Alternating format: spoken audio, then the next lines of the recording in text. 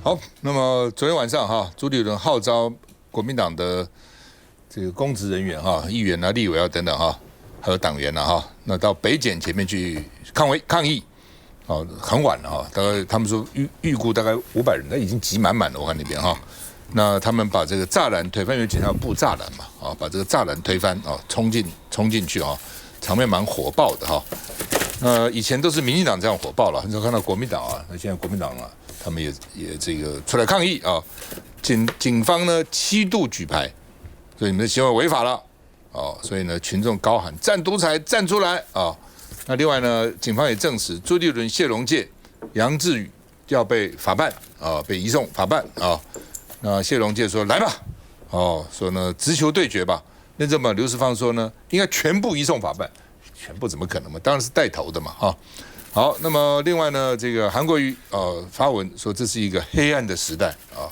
然后呢，那不是废物吗？民进党的历史堂点出来呢？民进党的这个议员呢，说要到监察院要求蒋万安弹劾调查啊。他们举例说，当年许信良当桃园县长去桥头抗议，结果监察院就把这个许信良这个解职了，所以蒋万安也该这样啊。那什么那时候还是戒严时候，这中间这段时间，民进党冲啊、打啊、闹啊，不知道搞了多少起啊，去扯那个许信良哈。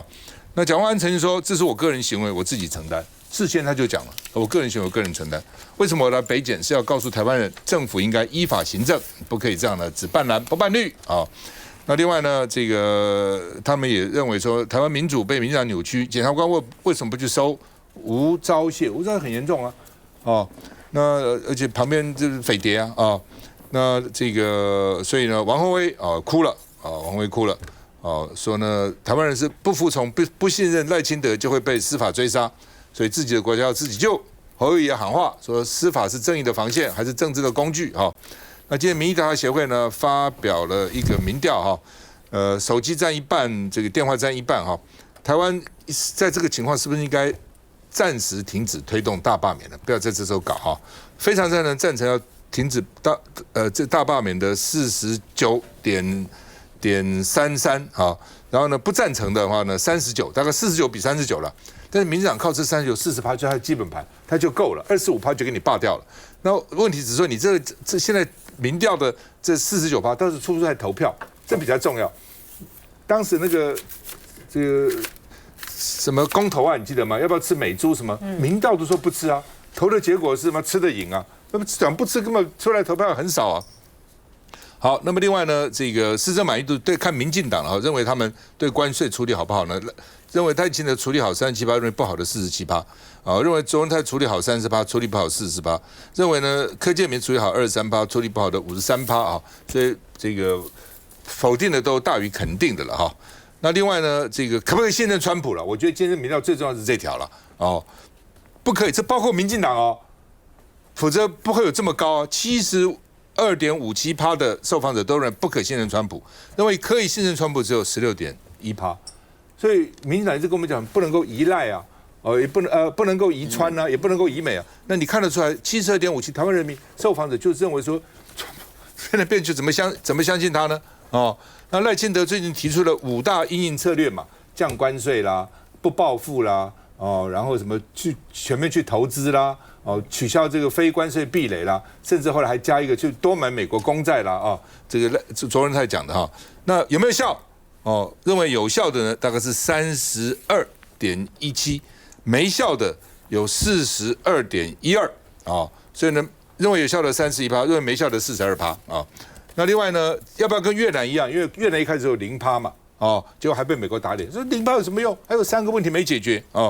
那同意说应该学越南的22.13%，不同意学越南的62.01%，所以大家觉得说你这样对他这个全部让他也没有什么用啊哈。那政府应不应该暂停台积电？不要先讲我要去投资，把它当成一个谈判的筹码。认为应该的57.34%，认为不应该的28.2%，就28.2%觉得我台积电去投资越多越好，川普会很感谢。57.34%， no， 就都妈得等一下，这个我们先谈谈看，台积电变成一个筹码，而不是一下都给他那另外一个这个也蛮有趣的现在显然大家对政党都不信任，所以呢看人不看党的48点，将近一半呢。说我支持民进党只有21%，说支持国民党只有15%，支持民进党只有7%，其他更少哦。所以可能大家也觉得说，哎，还是看人再说了，不要说光看党哈。我们看一下。这段期间，我们看到执政的民进党却用司法手段打压异己。我们每一个人都可能站在执政者的对立面，而成为下一个受害者。今天我来到这里，我也告诉警察局同仁，一样依法行政。今晚我个人的行为，所有的责任由我自己承担。为了幽灵罢免案不忍了，炮火直攻民进党。身为中华民国的国民，身为台北市市民，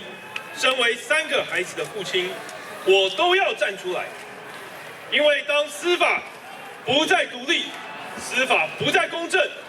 就是我们必须站出来的时候。因此，我严正呼吁执政者民进党即刻停止滥用司法做政治追杀。蒋万安离开后，现场情绪迅速转换，王宏威替赖以任抱不平，最后抱着徐巧芯痛哭。一位选出来的总统当选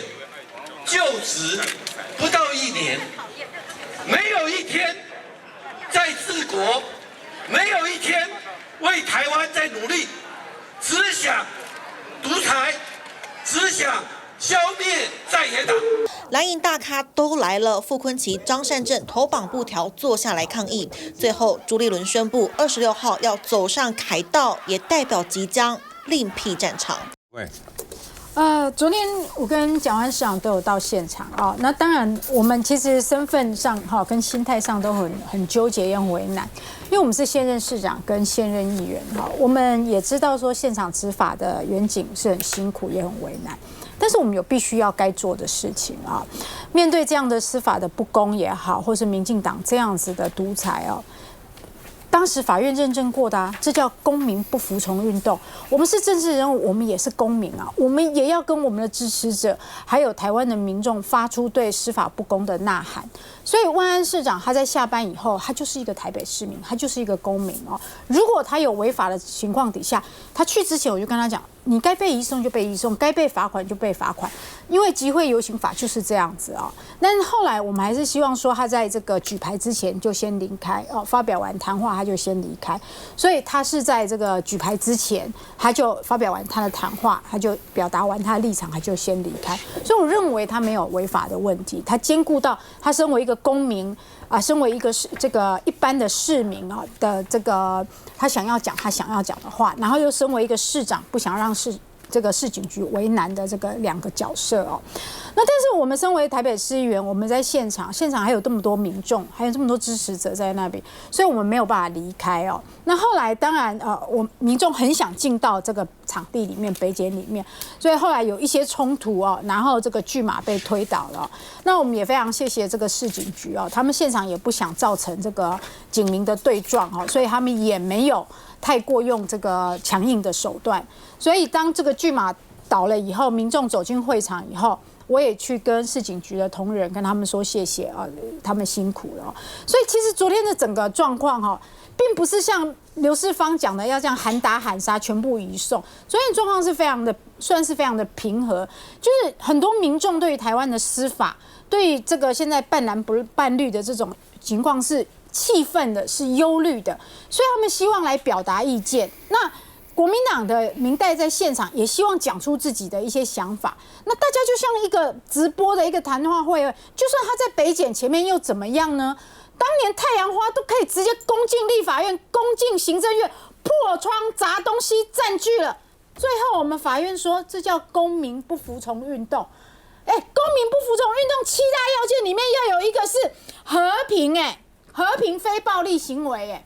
相较于当年的太阳花，昨天的行动简直不要太和平，简直不要太非暴力了。所以我觉得这完全就是符合这个公民不服从的7大要件。当年民进党也是挺公民的不服从运动，挺公民遇到不公不义没有其他手段的时候，最终的手段就是靠公民自己手中的权利。那昨天的现场的支持者，你不能因为他支持蓝营、支持国民党，他就不是中华民国的国民啊！他是啊，我也是啊，蒋万安也是啊。所以我认为刘世芳，你换了位置，你就换了脑袋。你现在脑袋里面充斥的只有喊打喊杀。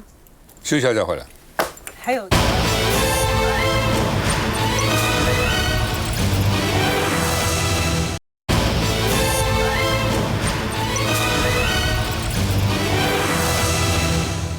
好，今天《中国时报》《联合报》头版都是蒋万安说应该倒阁了哦。其实这个点子不是蒋万安提出来，之前在国民党就有传了。哦，我就问他们哪里传出来，是说中部先传出来的。哦，中部传的，后来南部呢不少人哦也支持哦。那但是呢不容易推动了。啊，第一个民众党可能就不同意啊，因为民众党现在都是不分区，也没有那个要区域立委啊，所以他们民众党没有一个被罢免了。第二个国民党的不分区可能也不会同意啊。哦，我现在不分区当然好好的，怎么叫重选呢？重选我还是不是不分区呢？谁敢保证呢？这是第二个。第三个，国民党到时候没有通过2阶的，他也不同意再选啊。我既然没有通过2阶，我干嘛出来重选呢？哦，所以他只是一个讲法，但是真的要贯彻是不容易的。他的理论是这样，我听他们这样讲啊，就是说，因为国民党这个将来会被通过2阶的很多嘛，判断起码20个了，现在是通过1阶的35个。所以20-30个国民党会被罢，民进党没有几个会通过2阶啊。你说民进党会几个通过？我认为了不起3-4个啊。台北市2个，原住民2个，还有谁？还有哪个2阶会通过？不容易的啊，不容易。所以在这种情况之下，民进党到时候立委都没有，几乎都没有被2阶的嘛，所以他们可以来打这些唯一国民党这些被通过2阶的啊，他这个好整以暇，对不对？那国民党很惨，每个人都自顾自不暇，而且你要知道。要反罢哈，哎，那个你要抵御哈都很困难，干脆大家都去选算了嘛。那等于如果是把国民党全面罢免，那跟重选有什么差别？国民党等于在重选嘛，好，所以呢才有人这样的提议了。但是提议归提，它只是一个提议啦，哦，但是真的要落实哈是不容易的啦。我们看蒋万安怎么讲。关于倒阁，我现在不是立法委员，我也没有任何党职，我就提出一个主张，建议立法院推动倒阁。如果赖清德总统因此解散国会，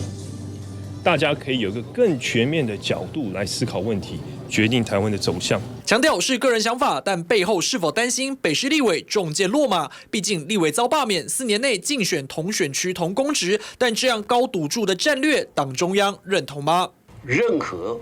对台湾民主有帮助，任何能够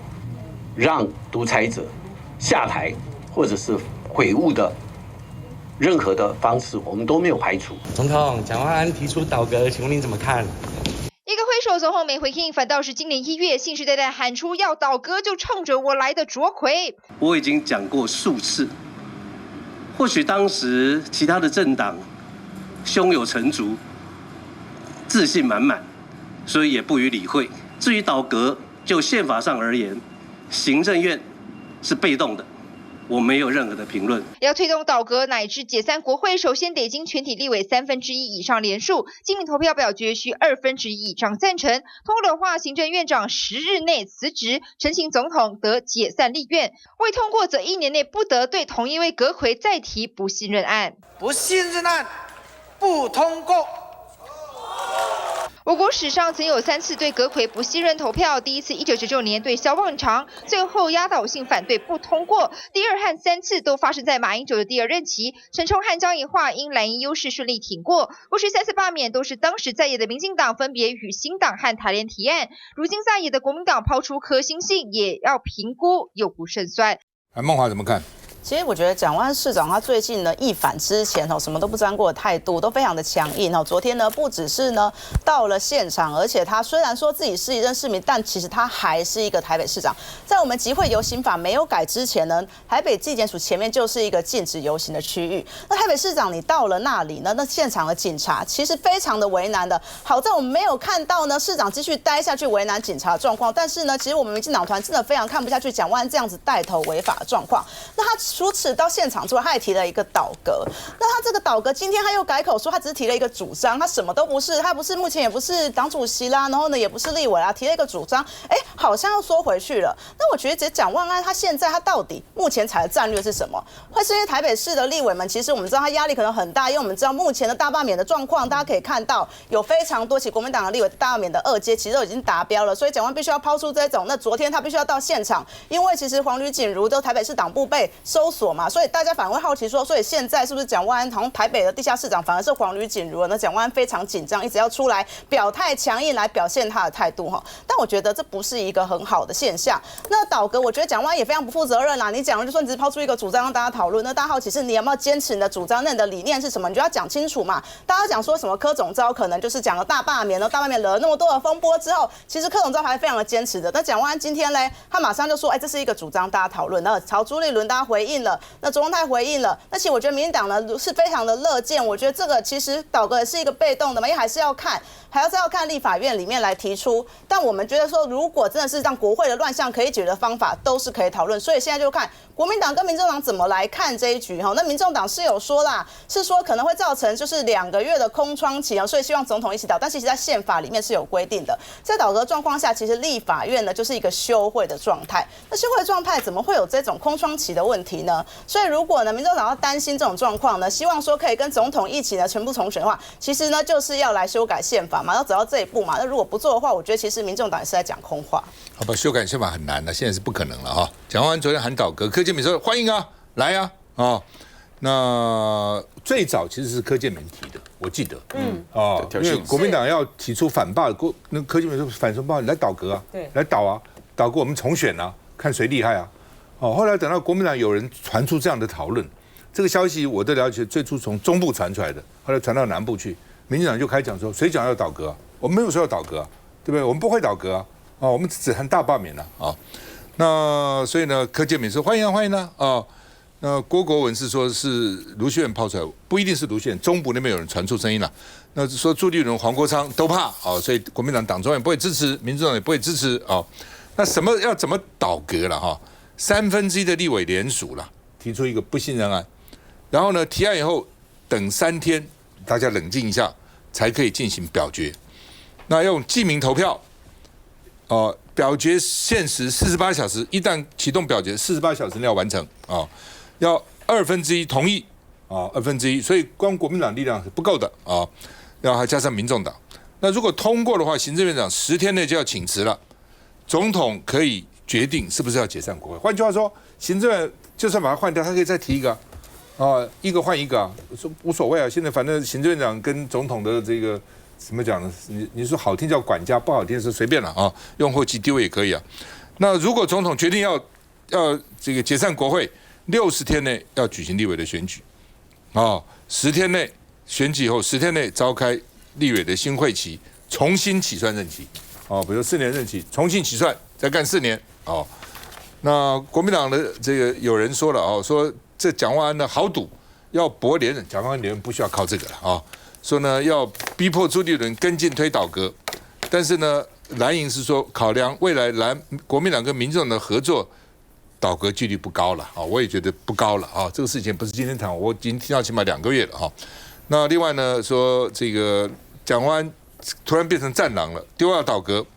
所以赖清德也要面临呢，如果真的话，你到底要不要重选还是再换一个行政院长那民进党说谁讲一定要解散国会啊？倒了我也不解散国会啊！这是我们跟罢免团的，如果罢团说我们罢免罢的太顺手了，干嘛重选呢也不是说你说倒戈我们就要重选了。我觉得倒戈这件事情是这样子了我们就来看，从这个去年这个赖清德上任之后就像刚刚赵大哥讲嘛，这个行政院长就是总统派的一位这个大管家那他从去年开始呢，反正立法院的这个朝小野大的状况，不管是这个绝大部分的这个民意就是说绝大部分的这个在野的这些立委提出任何事情我们的这个行政院长从一开始还温文儒雅演一下，后面已经完全都不演了嘛。不管你提任何的东西，他要么就给你复议不然就给你送释宪也没有一件事情他真的要往前走。我觉得国家到现在这个状况已经进入一种非常空转的状况了那当然这个倒戈，其实蒋万安我觉得他真的也不是第一个讲，只是昨天在现场那个情绪下，我觉得是有点激昂，所以他又把他这件事情讲了一次但是民众党这边来看就是说，如果是大管家做不好，那是这个大管家不好吗？大管家不好可以换但是为什么会一直在让目前的台湾的状况陷入这样子的一个空转？就是赖清德就希望往这个方向走嘛。那为什么到现在你都看不到赖清德对柯建铭的大家觉得他荒腔走板的所有的行径，赖清德一句话都没有说？很简单嘛，他就希望有人先在前面帮他打个风向他也没有要大家制止这个大罢免的状况所以我觉得回来讲真的要下台，我真的是觉得赖清德应该下台嘛，因为国家现在是他在主政，在他主政之后的这不到1年的时间，我觉得台湾就是处于一个非常动荡的状况。那以目前来说，我觉得最重要的事情是要守住立法院，不可以让它改变朝小野大的状况，这个才是我们目前在应该要共同来努力的部分当然，民进党的目标其实要改变这个朝小野大嘛，因为他现在立法院他不过半，他整个目标，他做所有事情的目标就是希望在立法院把你罢成，然后他能够取代这个国民党，然后在立法院他超过半数，其实目标这么简单嘛。休息一下再回来。晚会。